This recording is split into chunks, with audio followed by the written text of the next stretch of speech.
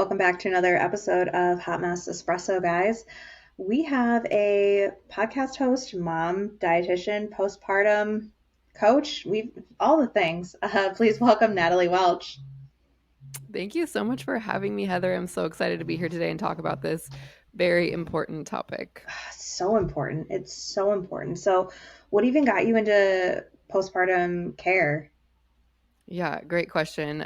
Personal reasons, honestly. So I Right. always thought and knew in my heart that I wanted to be a mom, and envisioned it being just this wonderful thing that was just going to like intuitively and inherently just bring me joy because I wanted it so much. Right. And then I finally had it. I finally got there. I got through pregnancy, I got through birth, all of the things, and nothing was like what I had expected. And I just felt Mm-hmm. like there was such a gap in terms of people that I could talk to about what I was feeling and how I was going through and these emotions I was kind of having in reaction to what was happening to me, because there's a lot of pressure, I think, from society and from our culture to be so happy and like be so grateful that you are Mm-hmm. pregnant, and like you're just supposed to be like glowing and beaming and so happy and just like all these positive things, and that was not my experience. And so I felt really guilty that like that wasn't how I felt and that was not my reality.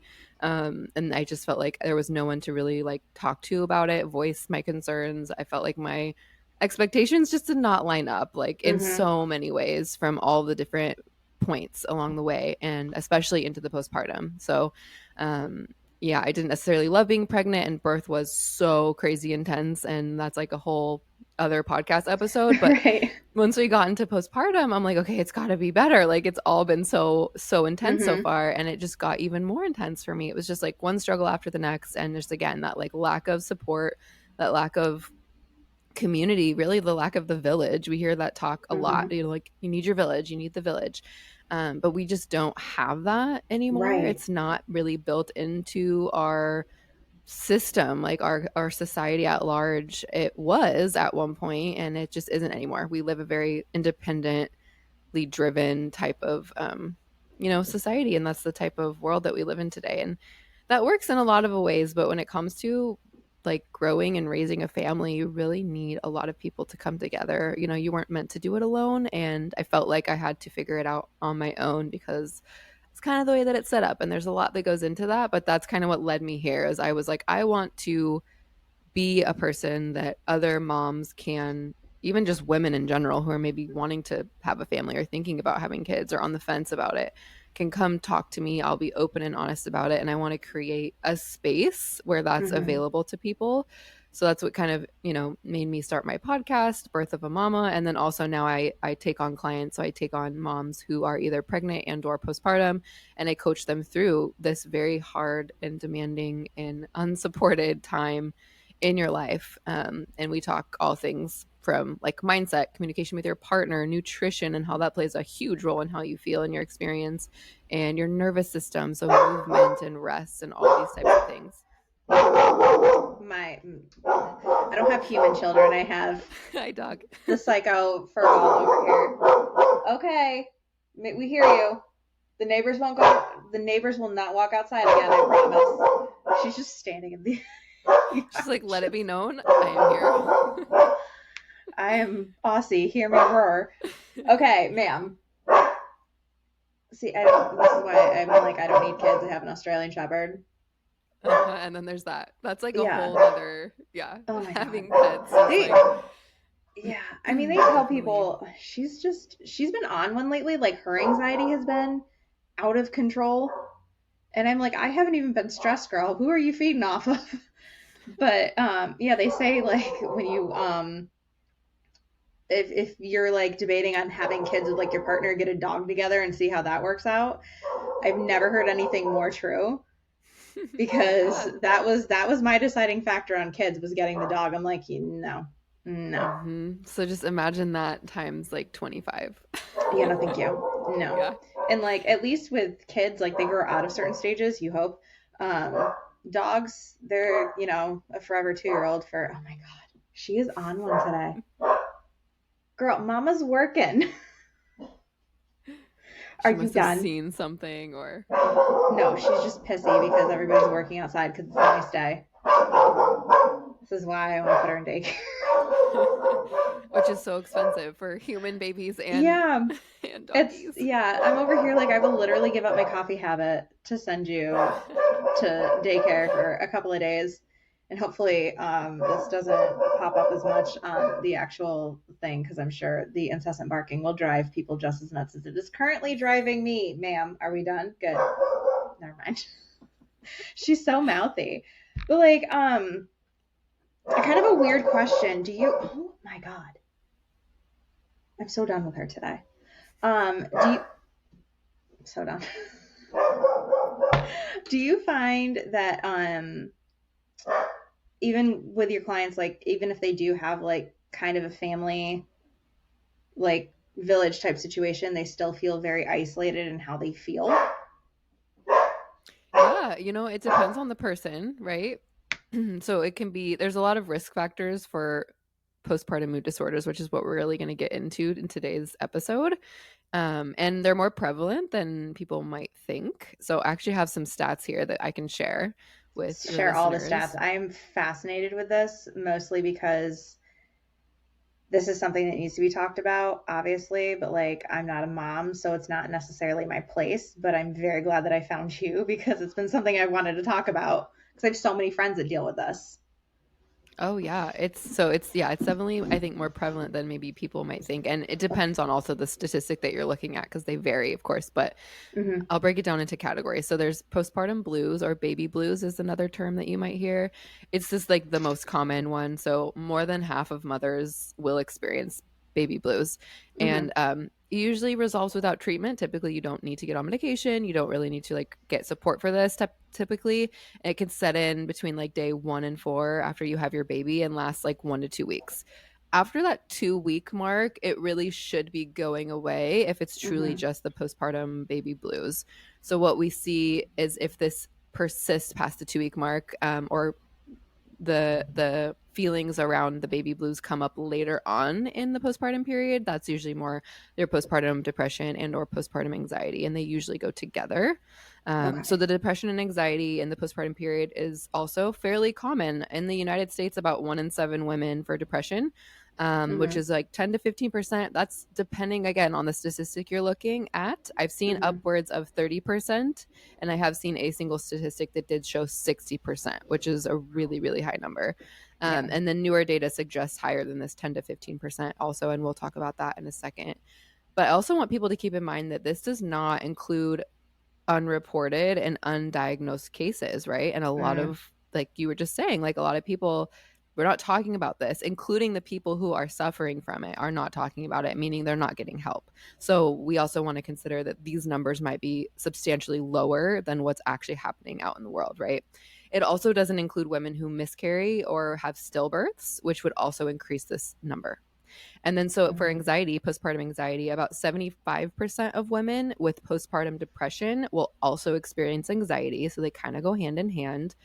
According to a 2017 study, 17% experienced anxiety in the postpartum period, or a similar mental health issue within 3 months of having their baby. So also prevalent. And then there's another kind of subcategory of other postpartum mood disorders, things like panic disorder, OCD, PTSD, and psychosis.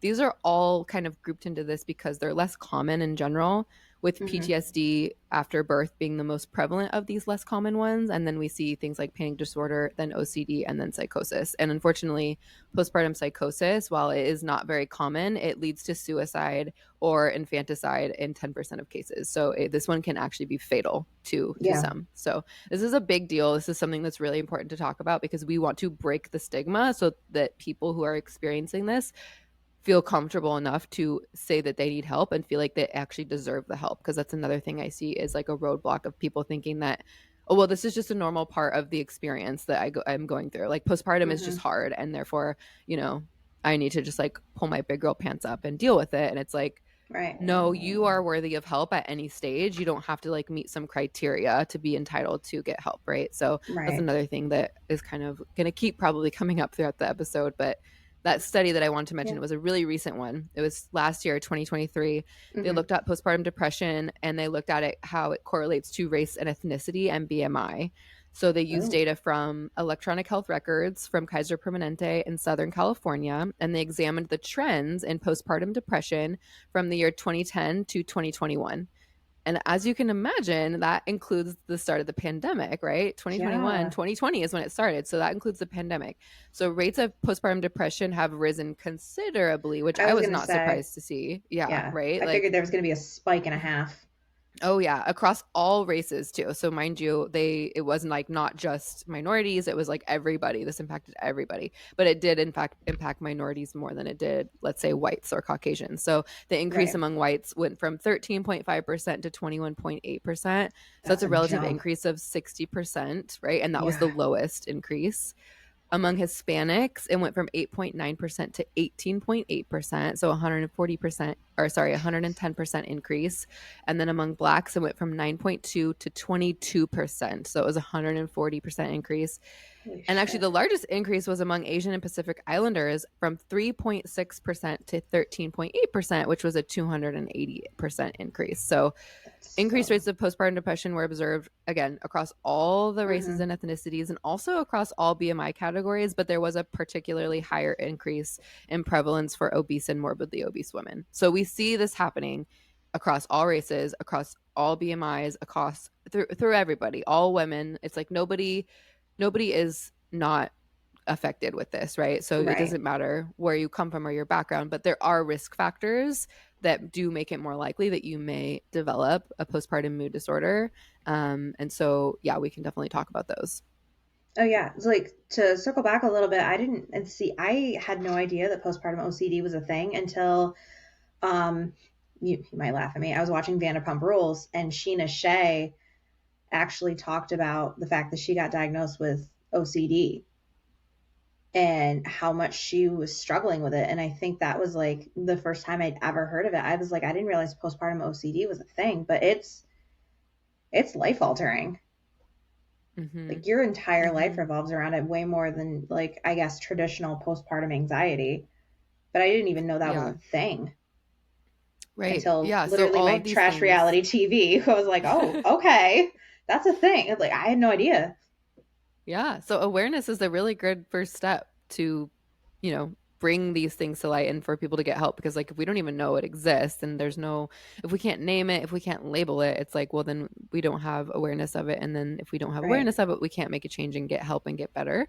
So yeah, I love that that was kind of like an aha moment for you because it was similar to me. Like before I got into really the postpartum area and of health and wellness, like I knew of postpartum anxiety and postpartum depression. And another thing I want to clear up too is I think a lot of the times, or at least lately, I've heard the word postpartum, just postpartum, kind of Mm-hmm. being this like interchangeable term for postpartum depression or postpartum anxiety, and they're separate, right? Like everyone. We're back.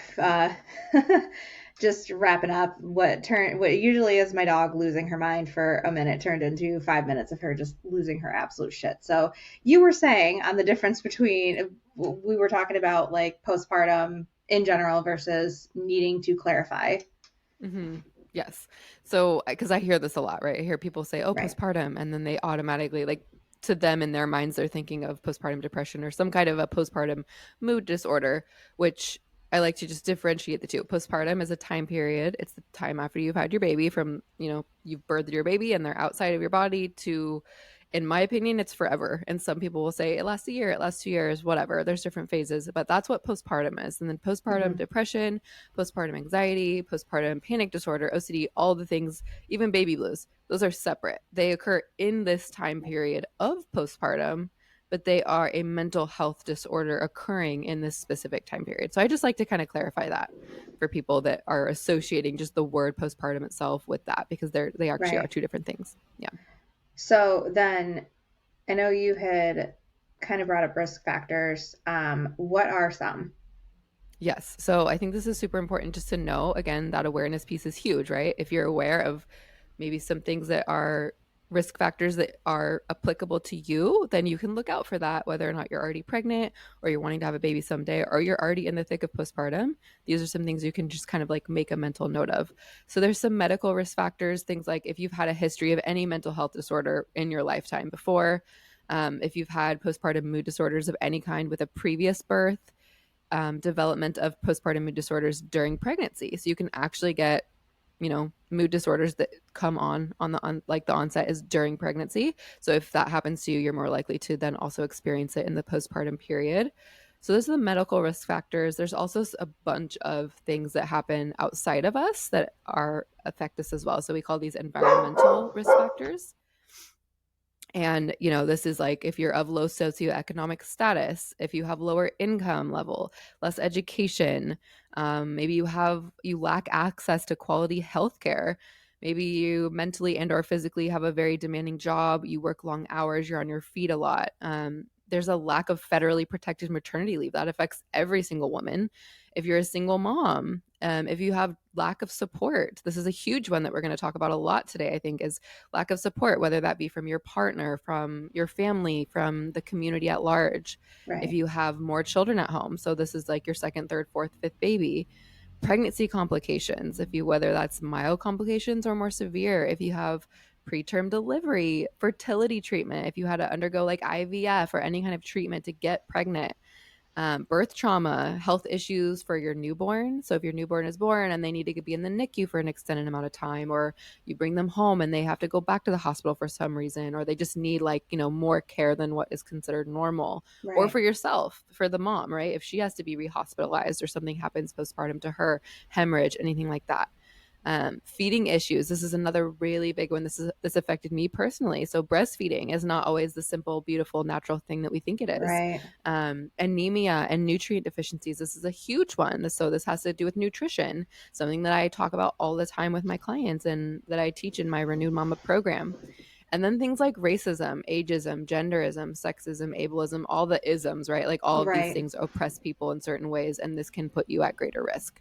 And all of these things also increase your stress. So kind of like an overarching theme here is your life is just more stressful, like period, right? These are stressors. These are traumas that are happening to us, even if we're not like really consciously aware of it being a trauma or a stress. They're stressful things happening to us, and this impacts our mental health for mamas, and just people everywhere, but especially for moms. So again, having that history of a mental health issue puts us at greater risk for postpartum mood disorders. And then if we're talking about stress, we kind of have to talk about pregnancy because it's kind of like the prereq to getting to postpartum, right? So if we're talking about our experience during pregnancy, whether that's actually us being in the womb in our mothers and also us being pregnant with children in our own womb. So exposure to stress happens in utero. So when we were still inside of our mom's uterus, were exposed to some level of stress because we know that stress is part of our lives. It's not going anywhere, right? It's just a part of the human experience. So in utero, we're all exposed to stress. And then we become pregnant someday, and then our baby is also exposed to stress that we're experiencing. So it's estimated that 10 to 34% of children are exposed to this before they're even born at some level that like actually affects them. Right. And I'm not saying this to scare anyone out there, like, oh my God, like I'm pregnant right now and I obviously like I'm living a stressful lifestyle or something in my life is stressful and therefore I'm going to harm my baby. This is not a talk about stress and mood disorders to stress you out about them, but it's really to raise aware, right? Like talking about stress is stressing you out. Like that's not the point, right? We're not trying to do that. This is not your fault. There's something that you did wrong. We're just trying to raise awareness so that you can be intentional and aware and make choices in the future that can mitigate this stress. And we're going to talk about how you can actually do that in a bit here. But I kind of just want to talk about stress a little bit more and like where it could be coming from, because again, it's that awareness piece, right? Like you want to be aware of where could this be coming from, because our brains are so used to being bombarded all day long with stimuli that sometimes we just go on autopilot and we aren't even aware that maybe our life is extremely stressful or even just moderately stressful. So I think it's important to just touch on these things. So common things that cause significant stress, like what are they? So things like moving, traveling, arguing in relationships. So arguing with your partner, medical needs of a family member, whether you're taking care of one of your parents or, your husband or your wife or whatever, financial concerns like struggling to pay your bills. All of these things, you might not be thinking and making the mental connection of this is causing you stress in your life, but it is. A major one is actually an unsupportive partner or an unhealthy relationship during pregnancy. So again, back to the pregnancy thing, Pregnancy is setting the stage and setting you up for what you're going to come into once baby is here in Earthside. Right. So if we're having a stressful pregnancy, if we're in an unhealthy relationship, if we're arguing all the time and our partner is not supportive, well, how do you think it's going to do you think that's going to get better once baby is here? Probably not. It's probably going to get harder, right? Because now you Yeah. have this whole new life to take care of. So that's a Yeah. huge one that we see commonly. Also, concerns related to things like the pandemic, right? These things that are very big, very scary outside of ourselves, but they still cause us a lot of stress. All of these can lead to an increased postpartum mood disorders or the increased risk. Again, Right. to the outside of our direct lives thing. So things like extreme weather. I mean, it doesn't always happen to everyone, but there's people around the world. There's crazy weather stuff that goes on, right? Hurricanes and floods Right. and all these natural disasters that maybe don't affect us on a personal level, but they are affecting people out there in the world. Things like the pandemic, other global and political issues that obviously are outside of our control. But if you're someone who's like watching the news, reading the news all the time, these things are weighing on you. They are, Yeah. even if we're not like aware of it. Oh, absolutely. And then not to mention pregnancy itself, like, is a huge physical, if not also mental stressor on the body. Yeah. That's one that we cannot ignore. Yeah. I mean, yes, women have been doing it for tens of thousands of years, but it is a very energetically demanding time, meaning you need a lot of proper nutrition, you need a lot of rest, you need a lot of also movement. So there's a lot of balance that needs to be done. But your life doesn't just go on pause when you're pregnant. Nope. We still have to work. We still have to maintain relationships. We still have to live our lives, right? So it is very physically and mentally taxing, just to go through pregnancy itself. But again, I'm not saying this to stress anyone out even more or to Mm-hmm. add like more to your plate or more worry. It's just to bring awareness. And this is, again, not your fault. And you're not alone. This is so common. Like, you are not alone in this.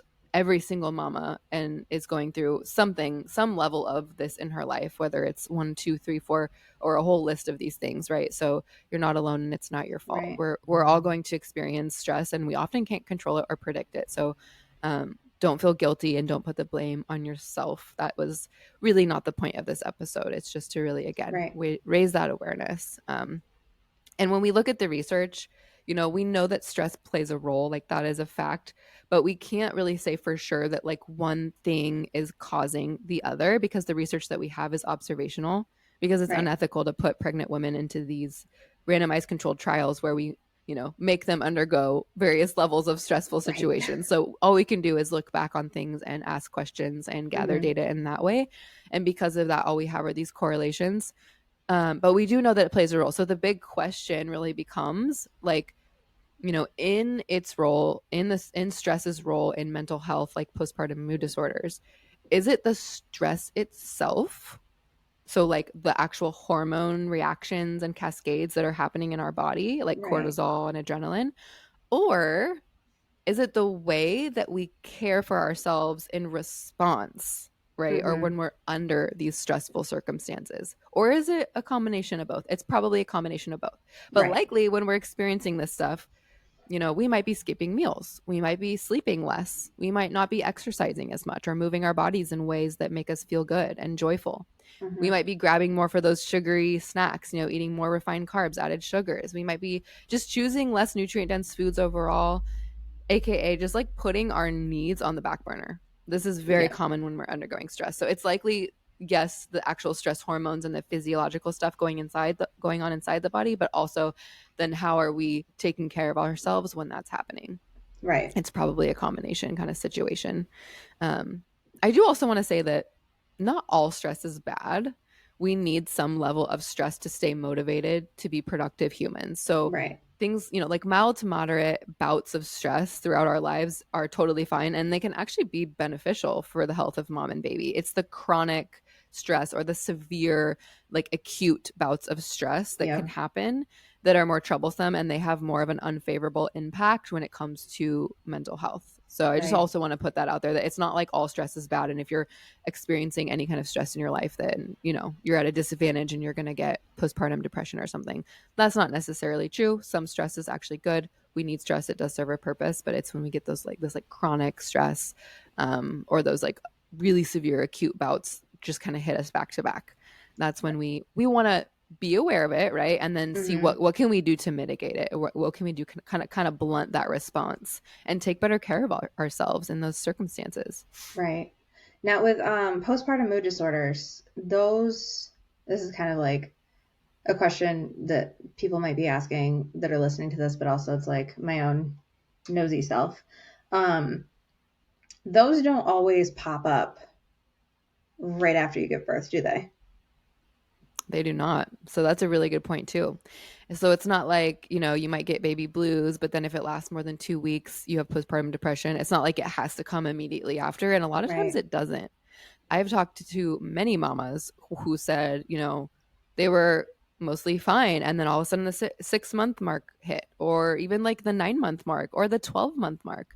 So it doesn't have to be immediately after birth. It can actually happen anytime, especially within the first year, but it can happen even beyond the first year of postpartum. So I'm 2 years out of postpartum, and I could have developed it anytime within the last year or so. So even if it's beyond the first year, beyond that 12 months, it's not like you can't have something come up. So, and that would still be considered a postpartum mood disorder. And it's important that that is still taken seriously and that you still are talking about it and getting the help you need and getting the support that you need. So, good point. I'm glad you brought that up. Yeah, because I was just thinking about it. Like, I think we think after like your kid's 6 months old, and you're just like, this must just be something random, and it's postpartum related. We just Yeah, think that as if you don't start feeling like absolute dog shit the second your kid's out, you're in the clear and everything's good, and it can hit you 6 months down the road. So absolutely. yeah, Yeah. Absolutely. So that's another thing to kind of be aware as someone's partner. So if you're listening to this and you have a partner who's pregnant, or you just recently had a baby and maybe you weren't the birthing person, take note of that. It's not like something that has to be happen immediately or within the first month or whatever. And if you don't see anything, then you guys are good to go, because it might not be the case. It might be that she develops something later and she sees signs and symptoms later. Um, and we'll talk about kind of like what those signs and symptoms are. But yeah, yeah, yeah. What that's I a mean, we that's can a talk good about them point. right now. What are the signs and Yeah, symptoms like later on? Because you right. never know who's listening in. Totally. So yeah, like I think that's a good segue into like, okay, so we know we don't want to have this like really chronic or acute severe stress going on. So like, what do we do? Because obviously stress is inevitable, Right. and it's unpredictable and we can't escape it. So how do we respond, or like how do we mitigate it is the question. And I think the first thing that's really important is to know the risk factors, which we already talked about, right? But also Mm-hmm. the signs and symptoms, so that you yourself and your partner and your family and the people in your life know what to look out for and what are kind of these red flags. And Yeah. so those are things like just generally feeling stress. I think that might be different for everybody, but we all kind of know, like, when we're having that feeling of just, I need a break, right? Like I'm Yeah. feeling overwhelmed. I'm feeling Right. irritable is another one. You could be feeling hopeless. You could be feeling depressed or anxious if you're in tune with what that feels like for you. GI issues is another common one. So having digestive problems, brain fog. So like trouble concentrating, trouble focusing on things. You're just not having like the desire to want to be involved in your life, not want to do your work. If work usually brings you joy and you're just having trouble like getting it done. Right. Changes in weight is another big one, whether that's you're gaining weight or you're losing weight. And that kind of also goes with changes in appetite, whether you're eating more or you're eating less. Headaches. So all of these things, while you might not normally directly relate that to being to your stress level, these all can be signs that you're experiencing more stress than usual, and Right. you want to be on the lookout for that. So that's the first thing I would say is like, what can we do about stress? Know when you're stressed, right? And it's different for everybody, but those are some things to look out for sure. Right. Also just being in touch with like your own realities and what is true for you. So like Right. your home life issues, being honest about it. Like, do you have shit going on at home? Be honest. Work issues, money issues. It starts with this awareness. Again, I sound like a broken record, I know, but this is one of the biggest points about it. We can't get help if we aren't aware of what we need to change, right? Right. Or what's not going right. So being honest about what we're dealing with. So within our personal bubble of friends and family, we need to be being honest, as well as with our healthcare providers, right? So with all of these people, we want to be talking about it, because sometimes they're not asking us. So sometimes it is on us to speak up, No. which can be really hard. I really appreciate it when healthcare providers are asking, because we're much more likely to say something if we're asked, but it's not Mm-hmm. always the case. So sometimes we need to connect the dots and speak up for ourselves and advocate for ourselves, which can be really hard when we're struggling through something like this. Yeah. Because from But what just I've, talking about it like we're doing right now is yeah, breaking the stigma, right? So doing more of this exactly. is really important. Exactly. And like, I know with a few of my friends that are dealing with their own battles with postpartum disorders, they literally got to the 6 week post baby checkup and you fill out a questionnaire and that's it. Mhm. And it's like, okay, have fun. Yep. And I'm just Yeah. like, you're kidding, right? Like, this is a joke, correct? And it's not. Right. It's not. No, That it's not. is And the it needs to extent of be. most postpartum care at this Oh point. yeah, it's you get so mom. So it's it doesn't make any sense to me, right? Like baby gets Mm-hmm. like a 2 days after birth checkup, and then like a 5 day, and a 1 week, and a 2 week, and a so on and so forth. And then mom just gets one at 6 weeks, and she gets a piece of paper that she's supposed to fill out. But there's no conversation. There's Right. no, it's like she could lie on that piece of paper because she again might think that, well, this is just the way it is. Right. Like I'm just going through it. Like this is normal. Yeah. Just because it's common doesn't mean it's normal. And you Right. don't have to earn help. Like you don't need to be at a certain level to ask for help or get help or be deserving of help. Like you deserve help now, right where you're at, even if Mm-hmm. you think you're fine and everything's good. If you feel even just remotely off, like just say something, like it, Yeah. if anything, you're going to get help really, really early before anything even develops, which is amazing. Like that's ideal. We don't want to wait until you're at the postpartum depression level, right? Like, Right. and it can kind of incrementally grow. So if you're feeling something right now, speaking up, but yeah, what is built into the system right now in terms of checking on moms in that way, in terms like the healthcare system is not adequate at all. Like it Yeah. is It's not it. BS. It's not it. There needs to be a change. I mean, there's not even a freaking federal maternity leave. So it's just Yeah. I've known women who've gone back to work 2 weeks after having a baby. I And like, I will tell you that no. I tore in 3 places a second-degree tear, which isn't even that bad. It goes all the way up to fourth degree. I could barely, like, I had trouble literally sitting down, like just sitting down, like just Yeah. going from standing to sitting, sitting to standing, like walking, going to the bathroom, all these basic things that we don't even have a second thought about. We just Mm-hmm. do them were a major struggle. I cannot imagine having to have been working, and I work from home. Like I cannot imagine to Right. have had to been working during that.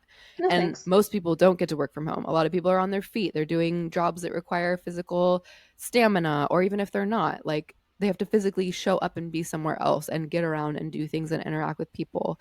And it's just not okay. Like that should No. not be expected. The expectations would be that you need to be home with your baby, resting, recovering, healing. Yeah, because it is a Not recovery, whether you have major abdominal surgery that's a C-section or you're having a kid naturally, you're still expelling an entire human out of your body and then expecting everything to move back where it once was. And then the mm-hmm. hormones and Yeah. everything, like, no, like, Yeah, I, it's yeah. crazy that's the expectation. It's because we value productivity, and the way we view Mm-hmm. productivity is like, are you working? Are you getting stuff done? Are you checking stuff off your list? If you're just resting, you're just laying around, like that's not productive. And I Yeah, hate that narrative as well. Like rest is absolutely just as productive as being absolutely. quote unquote productive. Like we need to rest. If we're not ever resting, we're going to burn out, and then we're definitely not productive because now we need to get like major therapy. We might need to do some like inpatient program. We got to like take time off and in Yeah, extended periods because we burnt ourselves out because we didn't rest in the first place. So it needs to be built in, and it's not right now, and it's just not right. So yeah, no. that's I have a huge soapbox for that Oh, for yeah. that Oh, piece. yeah. I do too. It baffles me how we like celebrate moms that are like, oh, she's 4 weeks postpartum and she's back to work. And it's like, that's not something we should celebrate. That's actually sad. Mm-hmm. Because why is she I back to work at agree. 4 weeks? Right. I Like, agree. no, absolutely She not. should be And home with her baby, yeah, especially if they're breastfeeding, and that's if every mama's individual choice. But like if you're breastfeeding, it's very hard to be away from your baby because you need to be physically with your baby, yeah, and pumping, that's a whole nother thing. Even when you have to go back to work at 6 weeks, like now you have to lug this pump around with all these parts. You have to be washing them. You need a private space to pump. it adds another level. So here it goes back to that stress piece. Like that's just another huge level of stress that is unnecessary when she could Mm-hmm. just be at home with her baby and Yep. breastfeed her baby and not have to pump. Now, again, every mom is different. Some women, I was actually one of these women, kind of want to go back to work at some point. Maybe not 6 weeks, but maybe like 4, 5, 6 months. They want to get back. Maybe work was a joy to them in some way, and they want to Right. have that interaction with other adults and have adult conversations and not be alone with the baby all day. I get that because I was actually one of those people. Around the 4 or 5 month mark, I was like ready to go back. Mind you, I worked from home. I didn't have to get in a car. I didn't have to lug around pump parts. I didn't have to do all the extra stuff that would have caused it to probably be a lot less enjoyable. I could just Mm-hmm. walk over to my desk in the living room, sit down at my computer, and start work. And my baby was right there with a nanny, which Right. I admit is extremely privileged to be able to work from home and afford a nanny. Yeah. So most women, this is not the case for them. Even if they're going back at the 6 week mark, they're still having all these added levels of stress. And a lot of times women, when they're separated from their babies, it doesn't go so well when it's that early. They get really emotional Right. about it. They have all these things that come up, which is normal. You just Yeah. had a baby, like you're in a vulnerable state. You should be home with your baby, period. Yeah. Exactly. Yeah. Exactly. So, what are some of the ways that moms can kind of reduce their stress if they can? And Yeah. then, as a two-parter, you have all these people that want to be supportive to these moms. What are things that we, especially people that don't have kids, that don't know any better and all of that, like what are some things we should just not be saying to moms at all? Like the really well-meaning, but holy shit, that did not go over as well as you originally intended. What are some of those? Yeah. Such a good one. So I'll start with the like, what can we do about Yeah. stress? Are there things we can do to kind of diminish? And then we can talk about like, how can people help and what should people maybe not be doing Mm-hmm. that's maybe not so helpful. Yeah. So yeah, there's like a few things we can definitely focus on for mitigating the stress. And this is just, intentionally coping to the best of our ability with the knowledge and the resources that we have at the time. So that's going to look different for every person and different stages of their life, right? Right. Postpartum obviously is the one we're talking about right now, but for Mm-hmm. every mom that's going to be a little bit different. But honestly, one of the main ones I talk about is nutrition. So like nourishing yourself adequately. And here's the reason why. Pregnancy and lactation deplete nutrients, just period. They do. Yep. It's just a very demanding time in terms of energy and micronutrients in our body. Mm-hmm. Um, and it especially depletes those needed for optimal neurotransmission and brain health. So if we're talking about Hmm. mental health, right, Mm-hmm. this becomes very relevant. So Right. what nutrients are we talking about? Things like folate, other B vitamins like vitamin B12, choline, which is kind of a B vitamin cousin, vitamin D, and then we've got iron, selenium, zinc, calcium, magnesium. All of these things are just naturally going to be depleted when you go through pregnancy, and Right. especially afterwards when you start breastfeeding as well. It continues. Mm-hmm. Also, DHA, which is an omega-3 fatty acid, that's very, very important for brain health. In fact, in the third trimester, the baby is going to take considerable amounts of DHA from mom via Mm-hmm. the placenta, and then this also continues when she is breastfeeding afterwards. So really, really important that we are replenishing all of these nutrients in the Right. postpartum period. We must do this. This is huge, huge, huge. And a lot of times when there's deficiencies in these, there is a correlation, direct correlation with more prevalence of mood disorders in the postpartum period. Another one that's really important that I talk about a lot that has to do with nutrition is blood sugar balance. This is kind of a hot topic. Everybody's talking about blood sugar balance right now. Everyone and their Yeah. mom needs to balance their blood sugars, not just diabetics anymore, right? So but it's true because it does affect our mood and it does affect our Mm-hmm. energy level throughout the day. It affects a lot of things. So we want to avoid things like excessive intake of refined carbohydrates and added sugars, a lot of the things that we already know, but this will really it does really impact our mental health, but it kind of is that vicious cycle. Because a lot Yeah. of times when we're stressed or we're struggling with our We eat mental our health, what are feelings, we and that is the grabbing? bag of Yeah, chips. we're grabbing the not so great for us snacks, Yeah. right? So it's a hard one to break, but again, there's no judgment here, and this is not about being perfect. This is literally about just being aware. Yeah. Can we take a step back in that moment and think, how have I been nourishing myself today? Like, how are my meals? Have they been balanced? Like, maybe I'm reaching for the candy and the ice cream right now and the chips because I haven't been nourishing myself. Can I pause for 20 seconds and have that little dialogue with myself and actually be honest with myself and check in before I just go on autopilot and grab it, right? So Right. things that we can do to balance our blood sugar is just like making sure we're pairing any carbohydrate with a protein and or a fat. Fiber is also a bonus if we can pair it with Mm-hmm. that. So I just like to talk about like naked carbs, trying to avoid those as much as we can. It doesn't mean you can't ever just eat some chips by themselves or enjoy Right. a bowl of ice cream by itself, but like Mm-hmm. sprinkle a little bit of nuts on the top of your ice cream, or when you have your chips, have a little piece of beef jerky with it on the side or something. You can always like add Yeah. something. I also like to think of nutrition by addition. It's not about like, oh God, I can't have that and restrict. Have the things you like still, but in those moments, again, take that 20 seconds, have a little chat with yourself. What can I add to this snack that's still going to be satisfying, but it's going to like help support my blood sugar balance and my energy and my mental health Right. overall? So those are things we Exactly. can do. The last one with nutrition is really the gut brain connection. So gut health plays a role in literally everything. We're learning more and more every day, right, about how important our gut health is. But there is definitely that gut brain connection via the vagus nerve. The gut and the brain, they talk. So if our Mm-hmm. gut is off, oftentimes our mental health is off. Right. So I like to talk about things like pre and probiotics, not necessarily supplementing, but trying to get it through food. So prebiotics are like your fiber foods, so your vegetables, your fruit, your whole grains, nuts, seeds, legumes, beans, things like that. Mm-hmm. And then your probiotics are the actual bacteria. So in terms of food sources, that's going to be your fermented foods. And if you can make these things at home, that's amazing. If you can't, you can just buy them at the store. But just adding a couple of those, again, nutrition by addition. Can you add some more fiber rich foods, some more probiotic foods in your diet? If you can't, Right. don't stress about it. Focus on some of the other things I talked about with Mm-hmm. nutrition. Again, it doesn't have to be all or nothing, right? You can do a little bit of something here and right now. And that is going to be super helpful. And I help my mamas do all of this in my one on one coaching program because it can be a lot to take in. I know. Yeah, Um, definitely. yeah.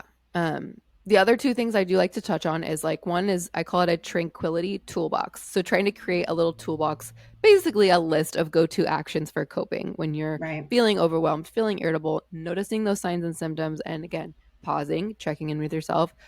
Okay, I think I maybe need to take a breath. I need to take a break, literally take a break or a breath. So some of those things are what you can put in your Mm-hmm. toolbox. Even just getting outside, like maybe it's horrible weather, it's raining. You could just literally stand outside or open a window and breathe in some fresh air, walk Mm-hmm. around your block if it's sunny out for 5 minutes, just get some sunshine on your face and your hands, move your body by walking. These things can really help. They seem so small, but they can have a huge impact. Yeah. Writing down what's on your mind. You don't have to full blown become like a journaling person, but just even taking like a few minutes to write on a sticky note, like Right. what's on your mind right now. Just dump it out. Just get it Um, out. just get it out. Exactly. Breathing. I know this sounds so simple and people talk about breath work and breathing all the time, but even Mm-hmm. just taking a moment to, again, pause what you're doing and actually think about your breath. Like, Right. oh man, I was like really breathing in my chest, or I was kind of holding my breath, or I feel really tight, almost like doing a body scan and just focusing on your breath for even just like a few seconds.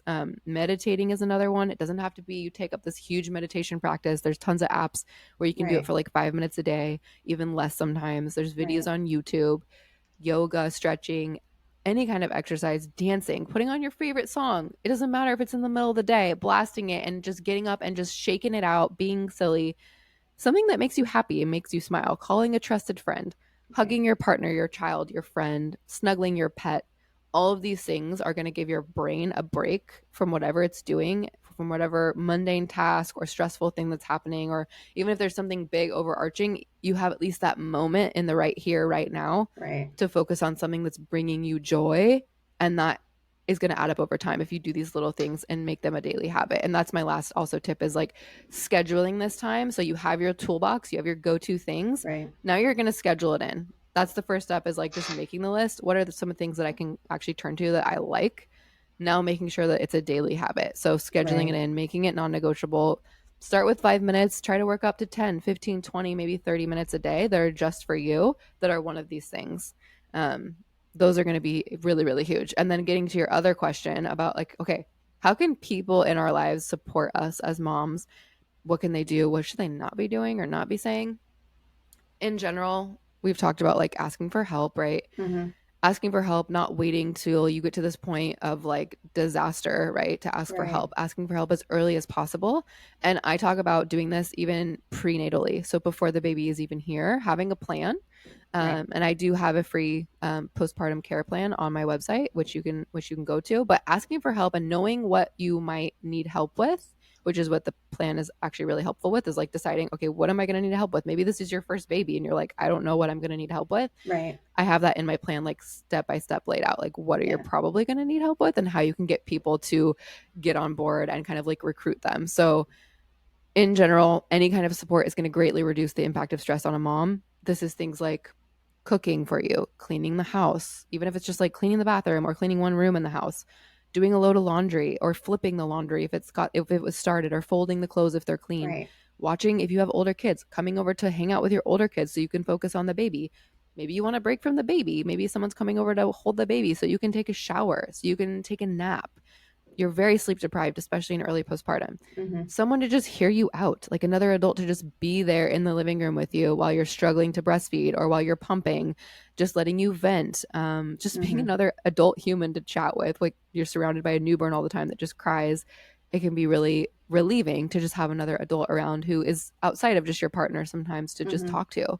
Um, Nursing, pumping help with that, like bringing you the baby so you don't have to get up, especially if you've had like a C-section or you're healing from tearing or an episiotomy or something. Mm-hmm. Cleaning pump parts, cleaning bottles, grocery shopping, and doing the mental load of the grocery shopping, like checking what's in the fridge, checking what's in the cupboards, like what is needed to make a few meals for the week.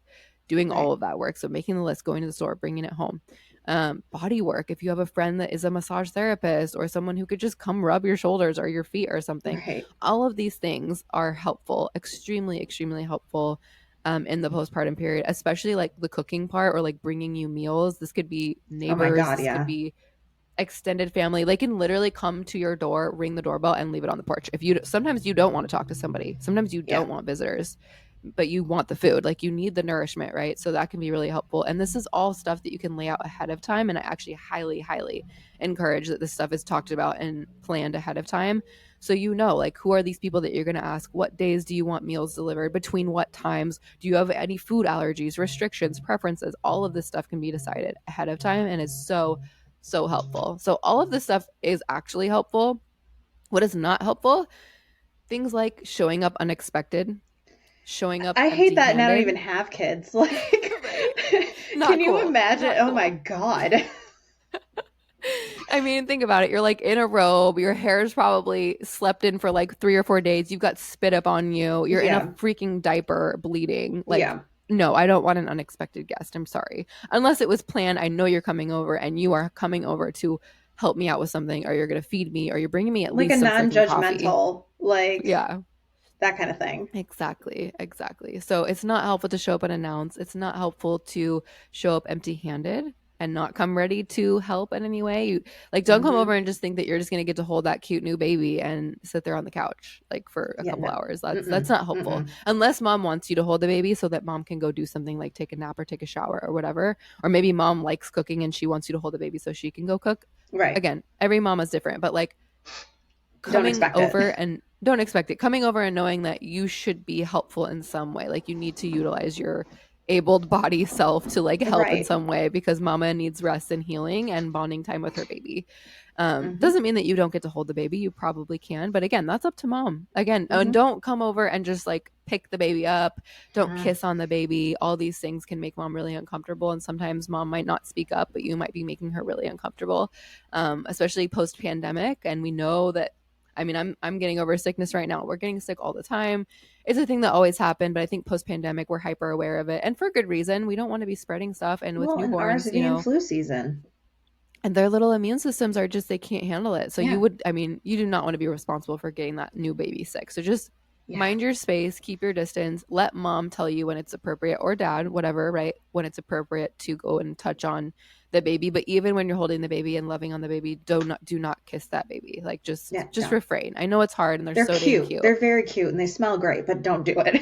It's not your baby, so just don't freaking do it. Um, telling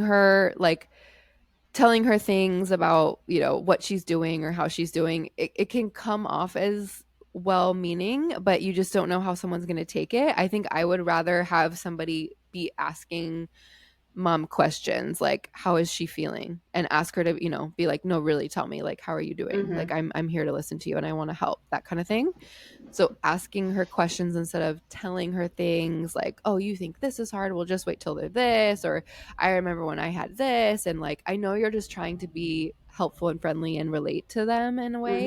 Mm-hmm. But it can come off as kind of like judgy or giving advice, and it's not, unsolicited advice is not always helpful. Mm-hmm. Depends on who it's coming from and what the advice is, but I think in general, just kind of come over with an open mind once you're invited, and or it's like scheduled or whatever, if they were great at planning, and know that you're expected to be helpful, that you might be walking their dog or cleaning out a litter box or something, but you don't know how immensely helpful and how much stress you're taking off of that new family's plate just by doing something that is kind of like, super mundane or whatever to you.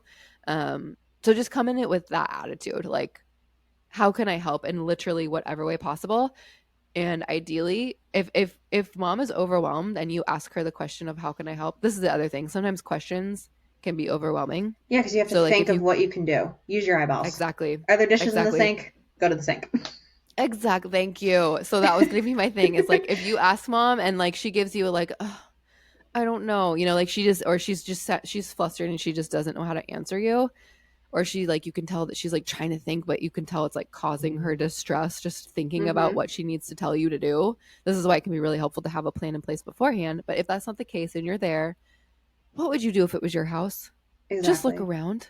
And Is if the you don't place a feel mess? comfortable jumping into it, just literally be like, hey, do you want me to do the dishes? Or hey, do you want me to do Right. this? Because it's still asking like their permission per se, but you're like, I'm coming up with something that I can do. Do you want me to do the like? Do you want me to do the dishes? Do you want me to fold the laundry? Like, is there laundry downstairs that needs to be switched out? Like, Mm-hmm. that kind of thing. And I want to touch on what you said when you're invited, because sometimes, and I've dealt with this personally, and I didn't get offended in the least bit. So I'm just going to preface with that.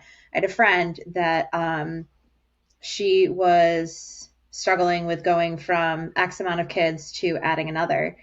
And I had literally texted her a couple weeks out, and after the baby was born, and I was like, don't think I'm not one of those people that just like said they want to meet the baby and then don't want to meet the baby. I do. I'm just waiting on you. And she was literally like, I'm still adjusting. I need a few weeks. And I was like, you let me know when you want me to come over.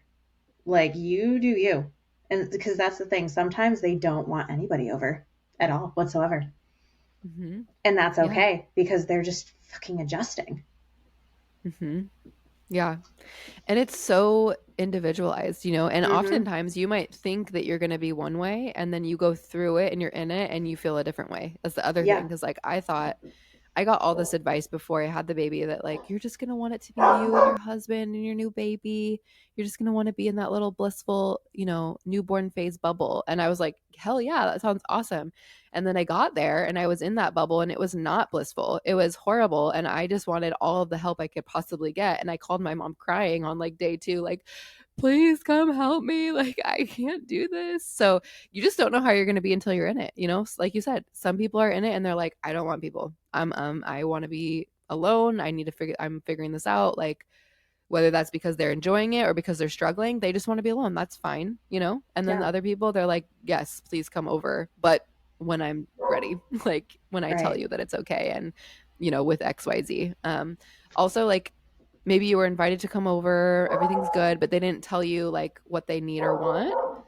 um Ask, or just bring something, ask like, hey, do you need anything? I'm stopping at the grocery store, like what can I grab for you guys, or hey, I'm gonna pick up food from this restaurant, like what's your favorite dish, or something like that, literally anything. Or if you aren't doing those things or don't want to do those things, or maybe you can't afford it, because let's be honest, like sometimes that's also a thing, just coming over with some coffee, whether it's like beans that you're going to make coffee there for them, or you grabbed Starbucks on the way, like just a little Mm-hmm. something. Even if they don't even drink the coffee, it's the thought that's going to make them feel so loved, and even just that can relieve a little bit of stress from their life and a little Yeah. bit of hardship that they're going through. So I think that all those little things really matter. But again, I cannot reiterate enough how much planning for all of this, as much as Yeah. you can, because again, we've talked about how you don't really know until you're in it, like what you might actually feel.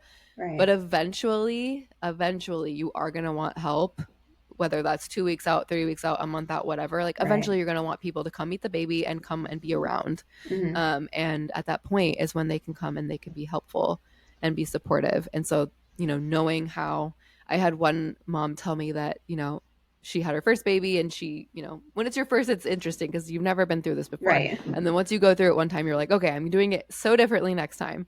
So I had interviewed her on my podcast and she was Hmm. like, yeah, next time I'm literally making a list of like all the things that I want and or need done. And I'm posting it on the front door. So every time we have a visitor, as soon as they walk up to the door, they can see the list and they can choose like one or two things. Right. And that's their duty, And I'm like, Yep. that's such a good idea. So like some level of planning so that you don't have to think on the spot of like, oh, what do I need done? Oh, let me think, like everything, like how do I tell them I need the whole house needs to be cleaned and the laundry needs to be folded and all the things. So I think that can be helpful too. It's just like maybe having a list and either passing that out, delegating that to people or just Yep. putting it on your freaking front door so that when guests come over, they're like, oh, okay, I'm picking something. And then they kind of get to choose what they want to do out of a list, which is kind of nice too. Yeah. But eventually help and community and support are going to become, just paramount in your Right. recovery process and your experience in the postpartum period. I've dealt with this firsthand. I've talked to countless mamas who agree. It's just unanimous, it's universal, and it greatly impacts, I think, the risk of developing a postpartum mood disorder. And if you already have one, it greatly reduces the severity of symptoms and your ability to function and take care of yourself and your baby. Yeah. Honestly, we could talk about this for literally ever, but I know you have I a know. whole podcast on this. So your podcast is Birth of a Mama, Mm-hmm. MAMA, correct? Or, Yes. yep. Okay. Yep. Perfect. And then that's on all major streaming platforms, right? Correct. Yeah. It's on Spotify, Amazon, Apple. I even have a YouTube, so I do put out video as well for those Perfect. that like to see. So, and then your website is, I mean, we'll have all of this linked in the episode description, but what is your website? Yes, it is nataliewelchrd.com. So that's my site. You can go and read about me, why I do what I do, and look at my program, The Renewed Mama. And I also just want to throw out one other resource that Yeah. doesn't have anything to do with me, but is applicable to mental health in the postpartum period. So, PSI or Postpartum Support International, you can go to their website, Google it. You can find a provider. You can get one-on-one help. You can get group therapy. A lot of it's virtual options. They also have a helpline, so you can link that in the show notes too, Heather. But that can be a Perfect. kind of like immediate resource for anyone who's Yep. listening and is like, I think I might be struggling and need some help right away. Yeah. Well, Natalie, thank you so much for coming on. This has been beyond informative. And yeah, anybody that's pregnant, just had a kid, all of that good stuff, please go follow her podcast and listen to it because I'm telling you, it is a wealth of knowledge and it is a breath of fresh air, especially if you're in any stage of postpartum. Thank you so much, Heather. This was awesome. I'm so glad I got to come on and talk about this with you. Me too.